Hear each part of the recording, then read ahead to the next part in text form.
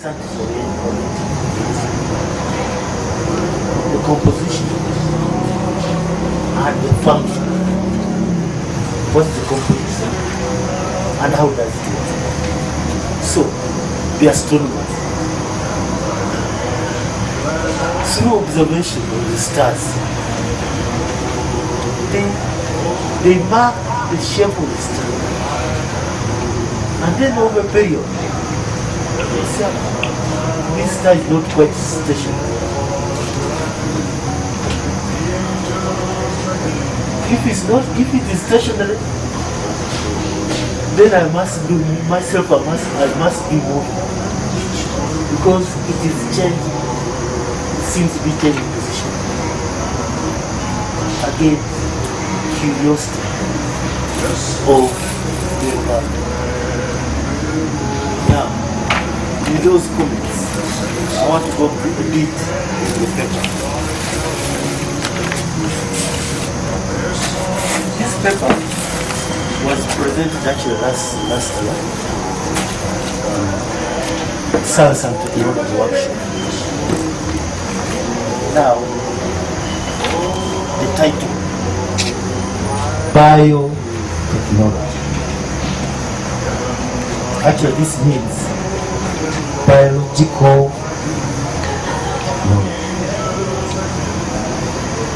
And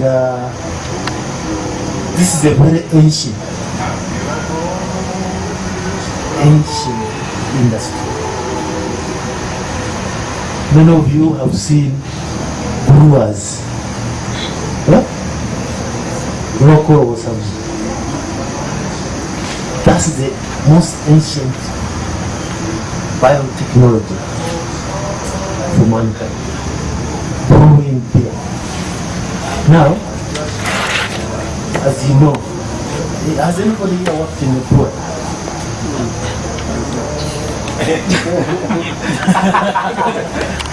Oh, you are working in a brewery. You support that. Also takes. No, I want the one who works here. This one is a brewery. So, in the brewery, the object is to produce alcohol. Now, they use natural organisms. Now, these natural organisms, they are not really interested in producing alcohol per se.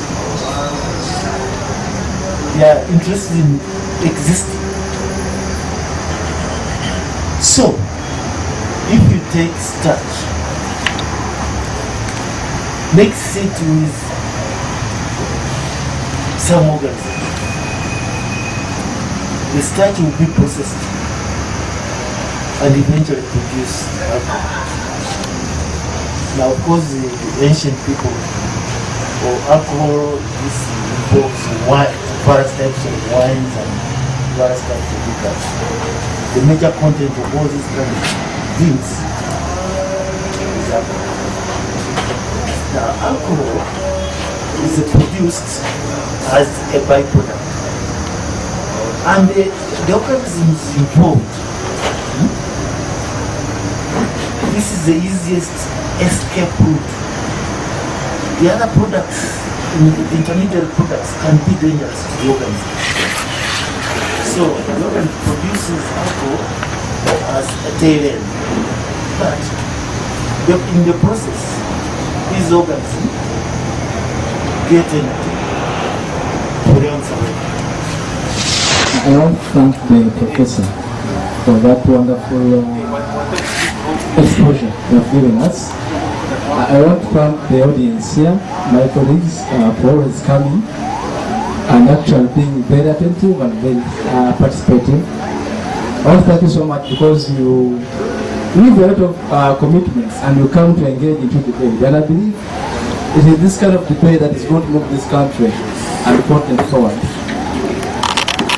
The topic at hand is very interesting.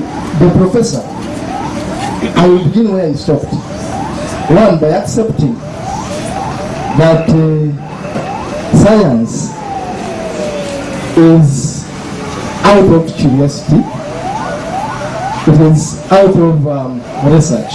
But I want to quickly add that my further understanding of science is that science is the mother of all creations and all inventions, and it must demand critical thinking.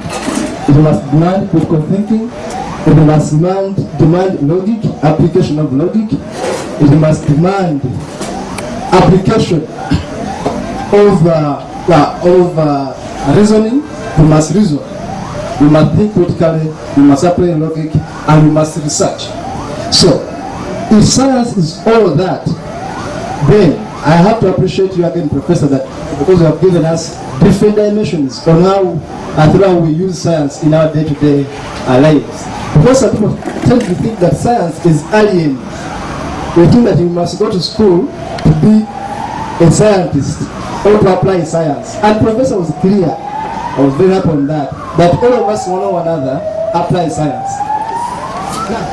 I want to thank Professor because he has opened up the thinking. And I must agree that we all one or another apply science daily. We apply science while eating, while walking, while sleeping. Scientifically we are working. And to that extent, I can say, because science is part of us, it's part of humanity, we must apply it throughout. But we must be cautious to apply science in a respectable, in a more careful manner, to avoid this science getting dangerous to us. Now, when you look at the developing world, and you go back into the annals of history and find out what made these countries develop, it's because their individuals had that team of what they call a critical thinking mass. People could think and reason and invent. People could dedicate their time and observe. We have a very good example of the steam engine and many others. Look at how that bulb was made.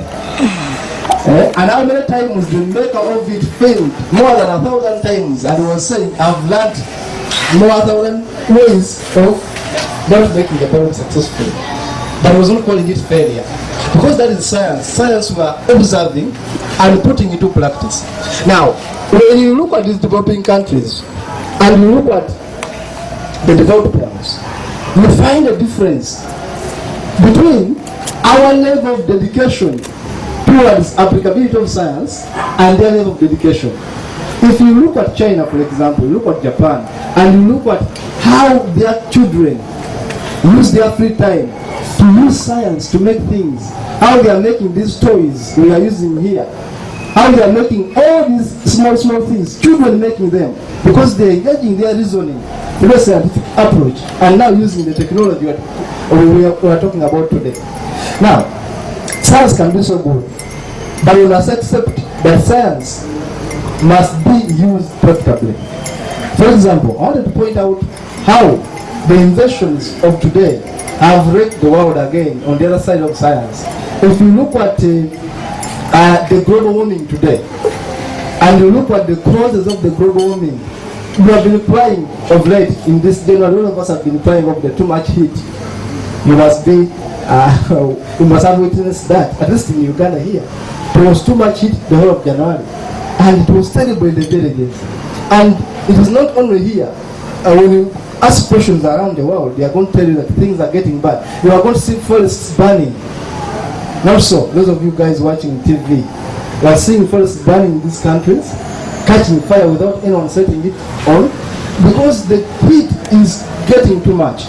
And when you look at the causes of this too much heating and global warming, you are going to find out that technologically, some of these countries like USA and China have exploited our space, and they have polluted it, and the whole space is becoming contaminated and very dangerous. So the global warming again is on a very high scale. But even when science is good, they are making all these inventions, we must be cautious of our environment. Now, countries like USA, unfortunately, refuse to rectify the global warming laws. That was, I think, in 2010.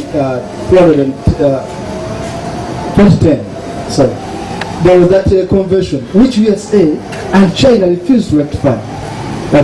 sign and agree. And yet, such conventions put whatever it is, put into action some of these laws and try to put their what we call mitigating factors. So we have a challenge at hand. Look at the cars we're driving in Uganda. Good second-hand cars, and how dangerous they are on our environment, because this is all science. Look at the energy we're using in Africa. The one we call it's called the fossil fuels. Doctor can tell us, Professor can tell us more about that. How dangerous the fossil fuels are to an African, even breathing in that kind of fuel. And we're driving it. And we're using what we call dirty fuels, dirty energy in Africa. Yet in the developing world, or developed world, they are using clean energy. And we are still using dirty one. And we are saying, scientifically, we are moving somewhere. Not all of us, all around ourselves, we are having fumes, we are having chemicals. Even what we eat, sometimes we are talking about bio-modified whatever foods and all that. Without probably looking at them scientifically to find out how effective, how dangerous these substances are on our bodies. But we may not be able to substitute science.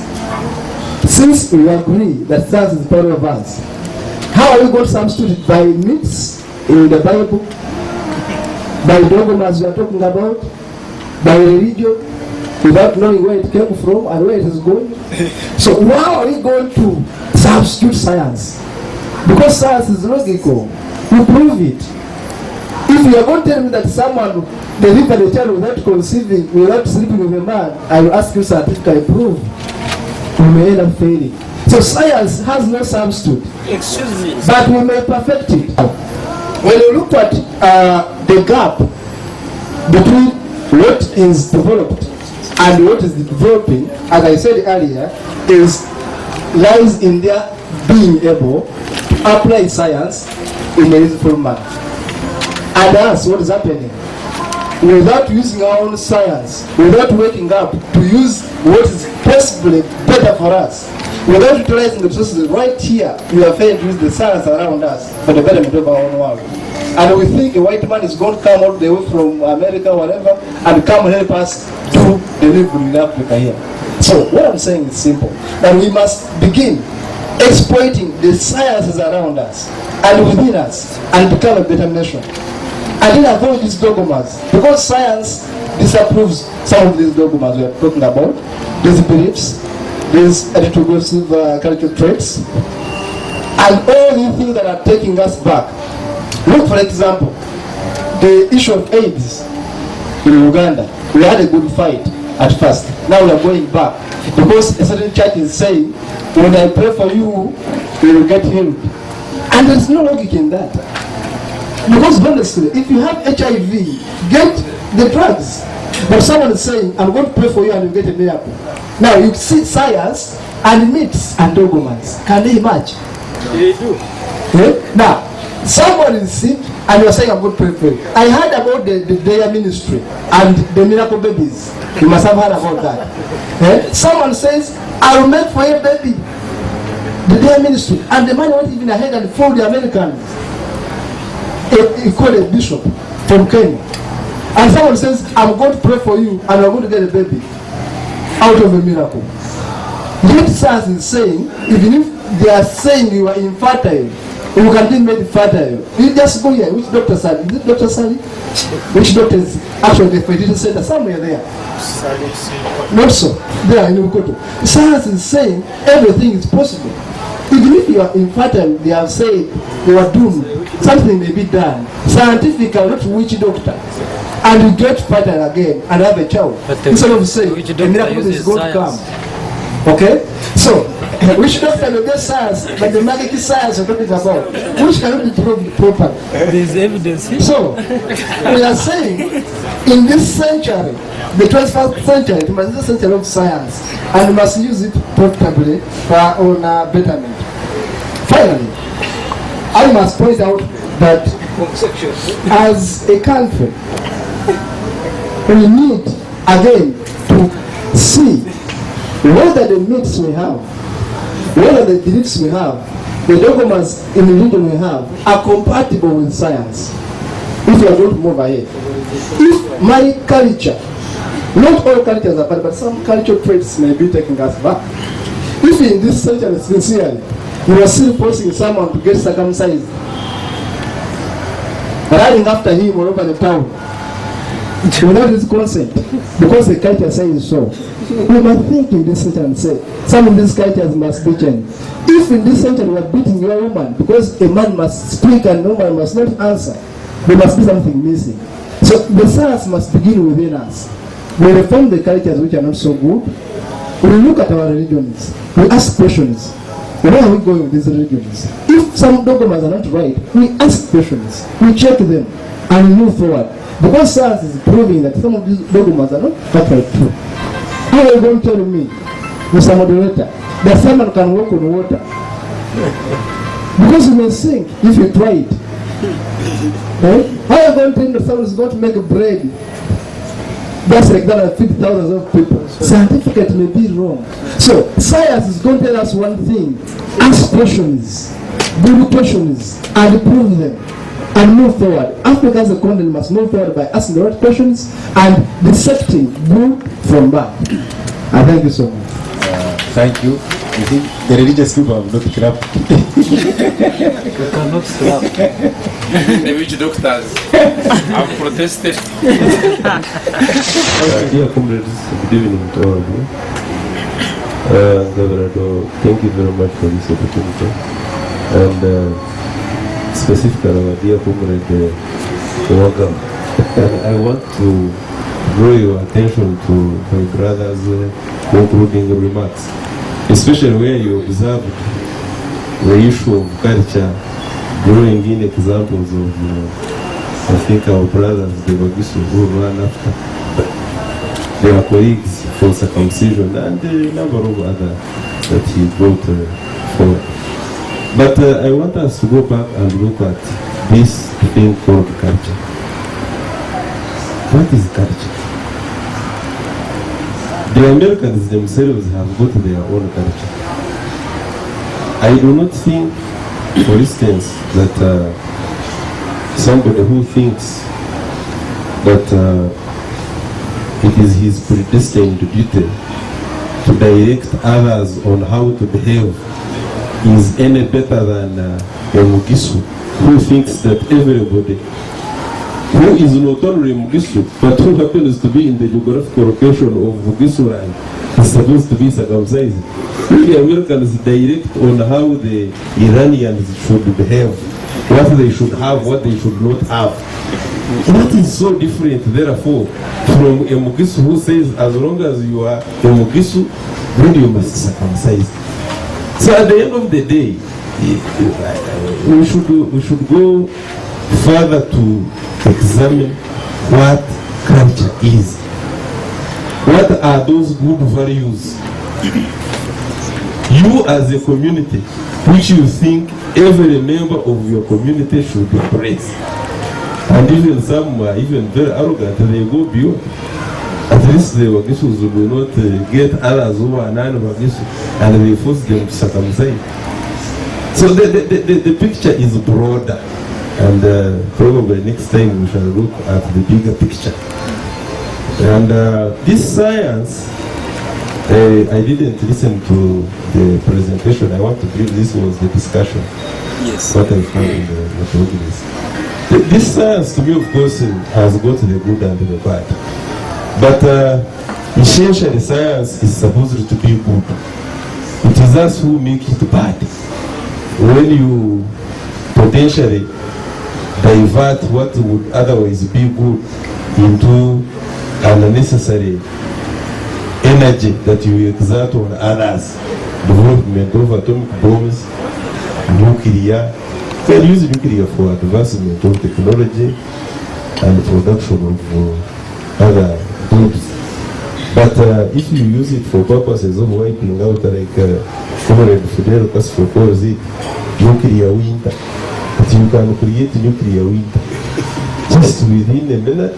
If the American, because it at the empire, if the empire switches on its nuclear arsenal, the entire globe would just be no more. I don't know if they have put a safety mechanism for him not to die as a result. That is now science for you. This HIV/AIDS we are talking about, there is a theory that it was developed. It's no longer theory. It is no longer theory. It is a theory. Has it? It's a, Actually, Truth. actually, we got a website. which has a history of the manufacturing of HIV. At one time we distributed that website here. Those who don't have it, we can still give it to you, you go and serve. So there is a vast knowledge about HIV having been manufactured and the objective having been to use it to kill Africans. Unfortunately, they didn't put safety mechanism because it is also killing them. Anyway, the debate can continue on and on and on. I thank you so much. Thank you very much. If you don't do this, you are not likely to see tomorrow. Then the critical thinking, as Kato said, actually increases. And to me, those who have actually advanced in science have not advanced in science not because of curiosity only, but because of absolute necessity, that you have to do it for you to survive, to be able to survive winter. You have to devise means of containing that coldness. You have to, but because here where you come from, Bushenyi, I was born in an area where there is plenty, and even if you sleep outside, you can see the money. And even if you don't plant, you can go around and get mangoes and eat and so those things. Somewhere, somehow, because of that luxury and what I may call plenty, not in the actual word, but plenty, you find that my thinking about science actually is minimized because I don't see why I should strain my head to survive when the survival, when nature has actually provided all for me to survive, Mr. Chairman. Now, because of necessity sometimes we are forced to think. That's why when I was in Bushenyi 15 or 12 years ago, my thinking was not the same as how I am thinking now when I'm in Kampala. Because if I don't think extraordinary, the landlord will throw me out. If I don't think extraordinary, I will not eat lunch. If I don't think extraordinary, I will not see the next morning. So my coming here sometimes is not out of curiosity, but because of the necessity of acquiring more knowledge for my survival. So in the process, critical thinking actually takes place and science is developed. Now, Mr. Chairman, because of time, I wanted actually to agree with the curiosity approach, and of course I also beg that the necessity question, the necessity actually is added there. But science to me, I wanted actually to touch on what my friend Kato actually sounded. In fact, his presentation actually exhibited a lot of fanaticism, scientific, physical fanaticism. You know, in science, we don't actually consider physical science alone. There is also other branches of sciences which are not observable. Now, the physical science, thank you very much for producing the bottle, because, excuse me, because this bottle is believed to have come from the idea about the bottle which was conceived actually gave birth to this bottle. That's the physical. Now, the observation actually is, the result of the observation is this bottle. But before the observation, there was an idea. Now, this actually now takes us to the empirical science and the idealistic science. Now, the debate is wider, but what we need to do is to respect each other. To respect each other, as finally, we must all agree. For example, my brother Kato said that the beating of a woman, I don't see how science can help a man to get rid of that mentality and perception of beating I don't know whether you bring a cup and press it into his head full of milk, hot, and then the whole idea. So that means another branch of science must develop and then help this man's perception to change and know that the beating is outdated. Therefore, science is in many branches. The only problem is that the fanatics of the physical science think that those whose science is not observable are not scientists. But we are all scientists. I thank you. I would want to focus also on the metaphysics. Actually, there is a contradiction between the physical science and the metaphysical science. And this is where human problems are always emerging. And I want to use my experience to demystify the disconnect between the metaphysics and the physical. I used to drink a lot of alcohol. But, well, it caused me some destruction. But through my curiosity, I made some discoveries. I came to discover that there are a lot of invisible beings, human beings that are invisible, that exists in our midst here. And when I got this discovery, I argued with psychiatrists. And somehow, somewhere, they started accepting what I was saying. Sure. Well, yes, they did. Let me tell you what used to happen. I would drink. They can only be Now, seen up. as I am sobering up, after drinking heavily, I began to see things in my eyes. Human beings. No, let me tell you, this is a fact. I have researched it. And I will communicate, we chat, we talk. Now, there was one day, it was so interesting. There was a young man who had conned my mother some money. Not a girlfriend. The guy had conned my mother some money. So I was sobering up. As I was moving, a lady came, an invisible woman, but I would see her. And I was talking to her. People were moving around, people were thinking I'm mad. And that's how I came to realize that when you see these drunkards talking to themselves, they are communicating. The fact that for you are not saying, you should not claim that the man, yes, they are saying, I experienced it. No, and it is true, it is not madness. So, no, I am telling you, the fact that you have not seen, no, the fact that you haven't seen does not mean that it is not there.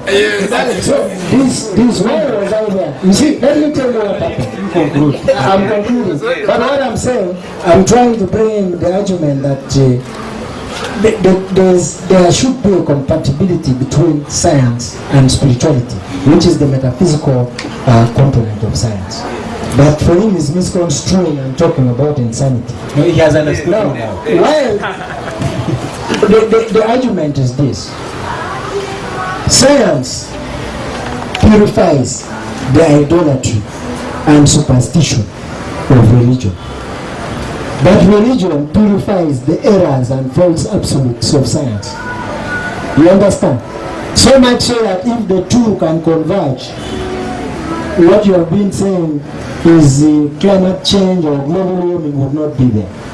So, when I was there in Butavika, what was being raised was that I am a victim of alcohol dependence. But when I talked to the late Professor Onen and I raised my issues, there was a panel of doctors. They all came to agree with me. They all came to agree with me. And right now we are working on a book that clearly defines psychiatry as a spiritual issue. Okay, thank you so much. It says for us we are not scientific. We studied political science, but we are not scientific. We studied social sciences, but we are not. So I do not want to look at this matter from an angle of social sciences. I would be glad if the experts came up with a clear definition, a robust definition of what science entails and what it does not entail. I also know that behind any invention, behind any innovation, behind any initiative, behind every creation, there must be a science. So, for me, as I plan on how to host Museveni, definitely there is a scientific study, a scientific force that is behind what I'm doing. I agree with what Professor said entirely, but I want to take issue with the views expressed by my brother Katom Kasa, a humanist. Now I'm not a humanist because he gave me the literature about humanism when I read it. I read through it briefly and I realized I cannot go that direction. I'm a Christian, I'm a human rights defender, I'm a political scientist, I'm a Pan-Africanist, but I'm not a humanist in the manner in which Katom Kasa defines humanism. I'm not, and I can never be a humanist, because humanism does not believe in the existence of God. Yes, when he starts talking about the biblical myth, the Bible, which I believe in, says a fool in his heart says there is no God. These are the people who said there is no God. You are standing on a land which you did not create, and you don't know even anybody who created it. You don't know who created the mountains. You do not know how the lakes came into existence. You blindly follow the theories that have been developed by others who call themselves scientists. You cannot defend them. Who call themselves scientists, yet in an actual sense they are not. For you follow the evolutionary theories. I think there is a problem with that, a very, very fundamental problem. Personally, I have witnessed miracles. God has performed miracles through me. If I was to give you a testimony, I would. So many miracles. That is super science. Now, those who talk about spiritual madness, I think for them they have intellectual madness, and it is quite unfortunate. So I really don't understand. One of the biggest problem that we have is to claim that we know everything. We should realize that as human beings we are inadequate in certain areas. So my brother Katum Kasa, there are so many things that you do not know, and some of us through experience who have seen them, we know them, and instead of disputing them, you claim to be an expert. You should come and you learn from us. I would like to thank the Professor, Mr. Kato, and other members who are Mr. Twahiga and others at large who have contributed to this day's concept paper, where I believe science is simply about winning the future. And I want to say one thing, that in every generation, and each century, there exist people who fear change. Whether you like it or not, when change has come, it must take place. And I want to give a word of caution to everyone who's here, that let's not use this platform to insult other people's cultures. I want to give a word of caution to Mr. Kato. If you want to live and become like Professor Kakonge, you must learn to respect people's cultures. Unless some of us we may become radical scientists and you may not see tomorrow. What I'm saying, in other words, science, I'm not threatening, I'm questioning you because I'm a Lanti Mugisu and I want to inform you, remember, I want to take this opportunity to inform you that for those who have lived in Bali or in the Mugisu, we the Mugisus, we go across this country to marry from any part, and we also come and marry our sisters, but I personally, my brother raised them Toro, but you have never seemed to be circumcised. being circumcised upon you. As I speak, if I insulted the Kabaka today, I believe Mr. Kato will not be happy. So I want to advise as we end today that let's learn to respect each other. Let's not use this platform to insult other cultures. Thank you for listening. Okay. One can hear one take months of him and he's already coming so soon. But that one is that we don't force people. We give you knowledge, you decide. So ours is informed country. You get it? Flyka, he has actually, I'm sorry to use an example, he's soon coming because we are giving him the knowledge and he has interpreted knowledge. I'll leave that one at that. So Professor, I thank you so much, but I think you have forgotten something which is very important. Innovation and creativity. You cannot be a scientist minus these important features. Innovation and creativity. I've had spiritual science, but you cannot be a scientist. For example, me, I'm a humanist. You see, I'm a humanist. I'm like a Tomkasa. I support him so much. So, but because why actually HIV has increased is that people have run away from science, the medical science. You get it? Then, but they don't run away. They run away after testing and they discover that they have it. Then now they are trying to run away from conventional medication, from medicine. You get it? Now they are trying to hide away under that umbrella of Christianity. My brother has gone. You get it? Then they try to dodge the medicine type so they hide, and eventually they die. Where do they go? I don't know. So, Professor, that is. But something which is important, Kwaika, is that I can assure you, if you want to be a great scientist, leave alone the pastors, this, you know, they start a business, after 2 days it collapses. So do they leave the legacy behind? But we are talking about Newton, Isaac Newton. These people have discovered the planes. You get it? It needs a lot of research, a lot of creativity, and a lot of practical science. We are talking about practical science, not spiritual science. Which we cannot see you. So you want something which you can prove and touch. A vehicle is there, you are driving it. And you are who made it? You know where it came from? Who made it? You get it? I may ask my mother may can ask her. So you see, that's something which I don't know where it came from, but the vehicle I have it, I can ignite and drive it. So that is science. When people science. So should we develop without science or science? Or with science? Museveni was asking, I'm sorry that this man may strong me there, that should we develop with culture or we develop without culture? But we cannot go without culture, sure.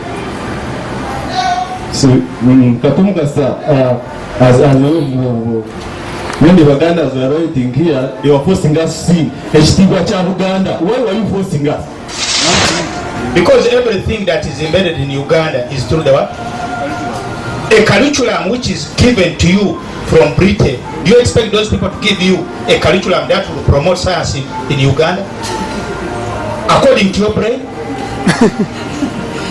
It is not true that Ugandans cannot make everything.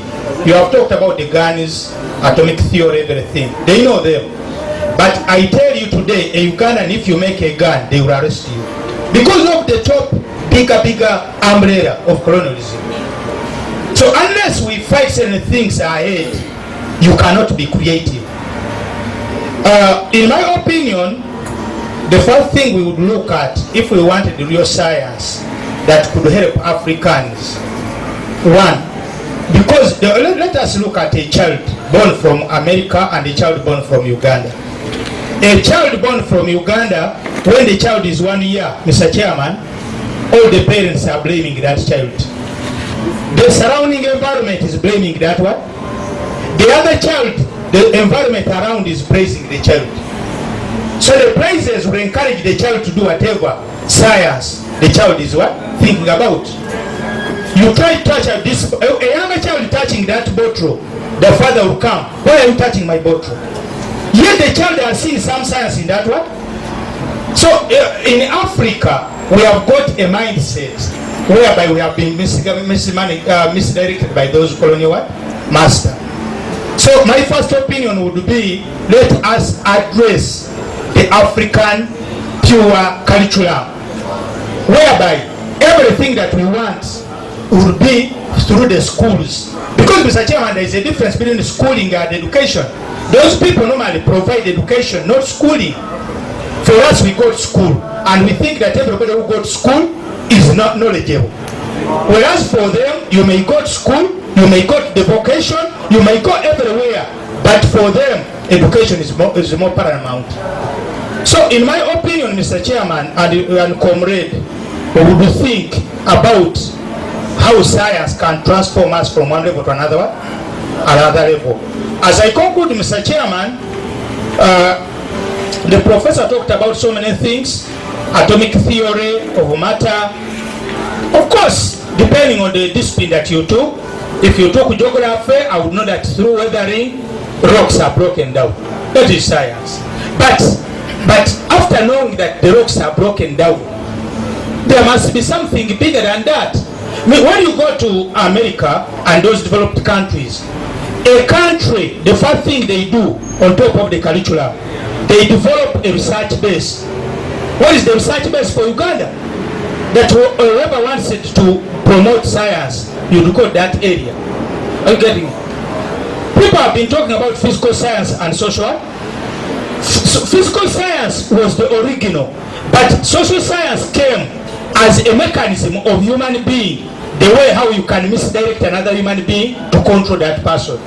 And that one brought in things like political economy, political science, how you can manage the society, so that those people can make issues or can make science to benefit you, the controller. And that's why you find out that political science and those sciences are not Ugandan make. These are colonial arrangements that you must ensure that somebody who is producing cotton in Uganda, the cotton is taken outside. Mr. Chairman, I want you members here, make a research. You just go here at cable industry here. When you are making the whole process, what those people normally do, they know that Ugandans are very clever. But in the process of making the wires, they reach somewhere and they break the process. And they say this stage is now done in Europe. From there, they bring back something which is already what? Expensive. So in my opinion, as I conclude, Mr. Chairman, let us develop our own data base, whereby no information shall be given to those Europeans. They will just find out that for us we have surpassed them. Because, Mr. Chairman, one time I started these Indians. When you go to their shop, they can tell you to sell the shop. But there are certain areas they will not allow you to go.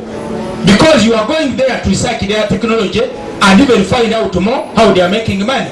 But an African, even if you brought a woman to an African man who is scientific, he will tell that woman everything. But a European will not do that. He will have limitations. Thank you very much.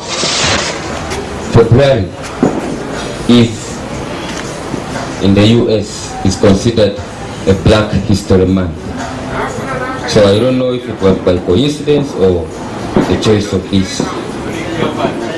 So when they are celebrating the Black History Month, there are certain things they put. But in this case, there is a question they ask, that what would the world be looking like if there were no Africans? I'm trying to answer compare the progress in science between Africa and the rest of the world, suggest reasons and remedies to the difference. What would the world be looking like if there were no Africans? One, there would be no calculators, because the first calculator was the Ishango bone, and it was made in Africa. There would be no, having this kind of light. Why? Because the first tungsten bulb was invented by an African. There would be no elevators. Why? Because first elevators were invented by Africa. There would be no shoes, because the shoelacing machine was invented by an African. The cars would be moving very slowly, because the turbocharger was invented by an African. The Cars you see now, these engines we have right now are called internal combustion engines, and they are self-oiling. But the first self-oiling engine was created by a guy called Elijah McCoy. He was the black man. There would be no internet. I hope that one you know. It was invented by a black man who knew that when you put two computers or more using the right cables, you get a network. There would be no mobile phones, because your Graham Bell actually plagiarized the work of his assistant, who was a black man, but they never talk about that.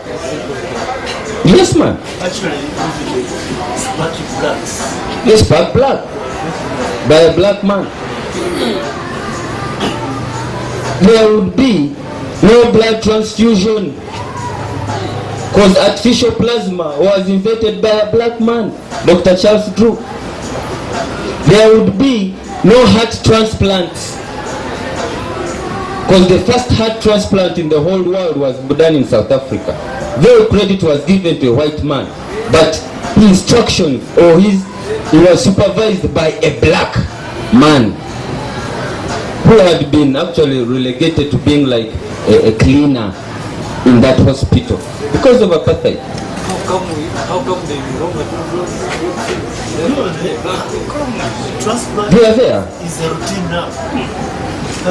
There would be these people who have never taken that rover or that thing to planet Mars, because interplanetary navigation was done by a black man. I think the man who has been in, is it Guinea? Is called Traore or some of the Equatorial Guinea, or one of those countries which had a coup one of those days. Guinea. Is the man who came down, calculated this, made these, put in figures there, and they added up and they managed to get to Mars. So, Africans and science and development, I think they are synonymous somewhere. But the reasons Africans have failed to make it per se is because of deprivation. We have been deprived of what is ours, and we have been our direction and course has been changed to where we should be going, and we are going elsewhere. We come down here to Uganda. There used to be a man called Munyegera. Munyegera was a Musoka. He's the guy who made the first helicopter in Uganda, for information, but they couldn't allow him to fly it. Though he tested it, I mean, he could defy gravity. So if more research was put into that thing, it would have. The other day they made the Chira electric vehicle. But what's up? Where is it? Chira electric vehicle alone should be making more money for Uganda than that oil, if they had put in a lot of strength. The money Kazinda alone, no, I'm sorry to say like that, the money lost in office of the Prime Minister is enough to finance some of these projects. We come down in conclusion to science and dogma. It is dogma, on the other hand, trying to exploit science. Why and how? Most of the diseases that befall human beings are what they call emotionally induced illnesses, unless they are contagious. But most of the diseases, I think like 90% or so, or 80% are emotionally induced sicknesses. You think you're sick, you are going to fall sick. You think you are not going to heal, you are not going to heal. Or you think you want to heal, you will start healing. So your emotions might matter so much when it comes to diseases and how you manage those pathogens. The body is built in such a way that it can heal itself. The whole healing process is initiated by the body. But the medicine we swallow only backs up the healing process, meaning that it rides on the crest of the healing process. It does not initiate healing. So when a pastor comes to you, you are kakande, you are serwata, and they are ill, and touches you, first and foremost, he creates that confidence that your body was deficient of, and then triggers the healing process in you. Not that he has any power. The power therein is the power to convince you that you can actually start healing yourself. So that defensive mechanism, you know, when something goes in, when a pathogen goes in, and then the body will deploy those, they call them antibodies, and even before you have taken medicine, it will start taking care of itself.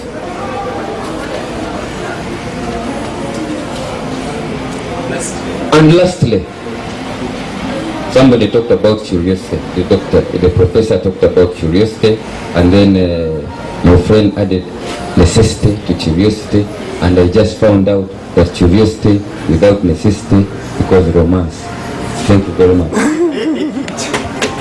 These people around should take the message to him, and my message was clear. I'm not against any culture, especially if a culture is good, but I'm against practices that go around human rights. If you have been watching Bukede TV for the last 4 months, in that year, the close of that year, 2012, just in Kampala, you could see young men being chased and literally forced to circumcise. I was circumcised when I was only 11 years, personally. But I'm not a Mugisu, because it is a healthy thing to do. Actually, all my family members are circumcised, because from a medical point of view. So there's nothing bad through circumcision. But what I'm asking is, why should you sincerely force someone? Why don't we do it voluntarily, as it used to be? You get, that's my point. It's a good cultural practice. No one denies that. But should be voluntary. That's my point. So no one is against that. Even when we're talking about these cultures of ours, some of us who claim to be Baganda, and there was this practice where the Kabaka, before his coronation, they say must sleep with a virgin teenager. You have heard about that? And it's a practice. Rich people stood and say, no, it's against human rights. It's against the rights of a human being. No, sir. But culturally, they could say it is okay. Kabaka must sleep with a virgin because, you know, of the circumstances. And we are saying, no, that's a bad cultural trait. So we are saying, if the cultural practice is good, be it. But if there's something wrong with it, let us say, please, let us correct that one. So I want to make it clear for him, and all my friends, that I don't be against the cultural practice. For example, you are saying in Uganda that the Kabaka owns land, but sincerely, who can accept that? So we take it that the Kabaka must own land, and all of us are going to clap hands because I'm in Uganda, and therefore I must obey that kind of perception. You get it? So I'm simply saying, since we all accept to think critically, let us ask questions and say, this cultural practice is there. If we are talking about women haters in this century, because our culture says, if you married you and paid cows, you guys will have cows. And when I die, my brother must take over. And in this era of AIDS, are we going to say, yes, you go ahead with that? Because our culture says so. Honestly, this is what I'm asking. We're saying, we simply take what is good and we leave what is not good. Circumcision is very good, but let us not force people, honestly, to be circumcised. It's painful. Let them go when they are willing to have it. That was my take on it to him. I'm not against any culture at all. That was my take. Finally, I wanted to respond to my brother Rahika, ask some serious questions. And to you, everything must have a creator. And actually, again, you are sounding so much in common with my brother Nwagaba. Everything must have a creator. There is a theory called intelligence design versus creationism. basically I'll bring books if I happen to come and you remind me next week about research on the two, and you discover that some of these things must not have been created by certain superior supernatural being. There's evolution, which is purely scientific and proved. I exist because my mother slept with my father and they fathered me, not because a certain man sat somewhere and created us. Scientifically. So it's all about thinking critically and accepting to agree with divergent views. There is no lady.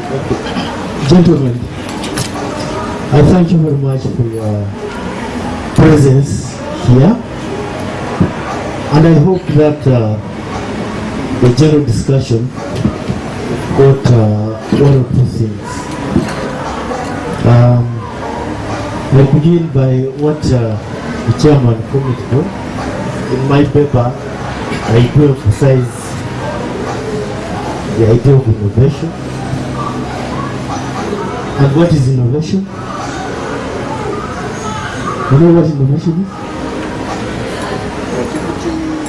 Actually, innovation is really bringing change, yeah, on something already existing, basically, or creating something, a new idea, bring a new idea. Now, the new idea can be from a modification of existing idea, or it can be entirely new. So, now, science, what is really science? Science is basically a knowledge of facts, phenomena, laws, and proximate causes gained and verified by exact observations, organized experimentation, and correct thinking. So that's the base of science.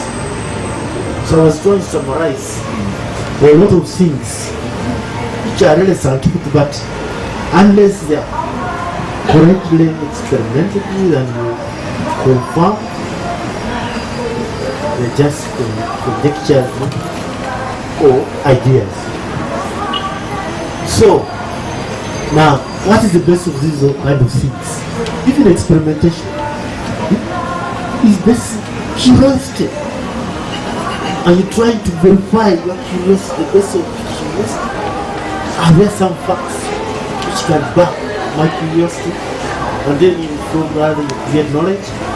But a sense of curiosity and inquisitiveness is very essential. So, I really want to go back a bit about it. You young people, you read books, even the religious books. Do you know that many of the religious books there is culture in it?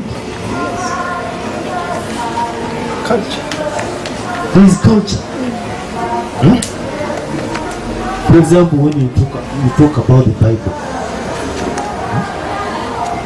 you see how circumcision came. And that word signal, symbolizing, rather separating some group because of that groups. And of course now, for us, for example, in many people in Uganda, circumcision was associated with Islam. But then, the Arabs are Semitic. Although the Jews claim Semitism to themselves, but actually the Arabs are Semitic. But they also got that practice from Abraham when he was circumcising his children, his male children, as a culture, not as a religion. But then in Islam, the tendency to associate circumcision with religion. Whereas actually it originated. So,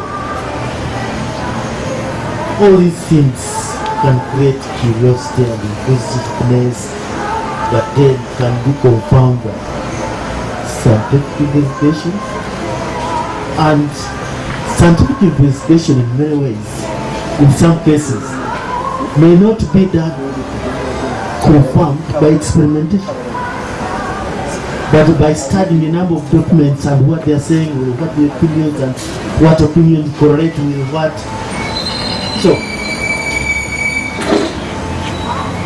So overall, it's very important for us to try and live scientifically by being critical, not just believing any statement, religious or non-religious, even science.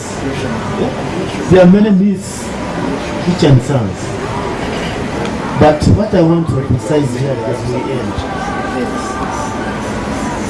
intellectual development is not ethnically oriented. And I thank Kabarega because he has highlighted a number of creativity in black people.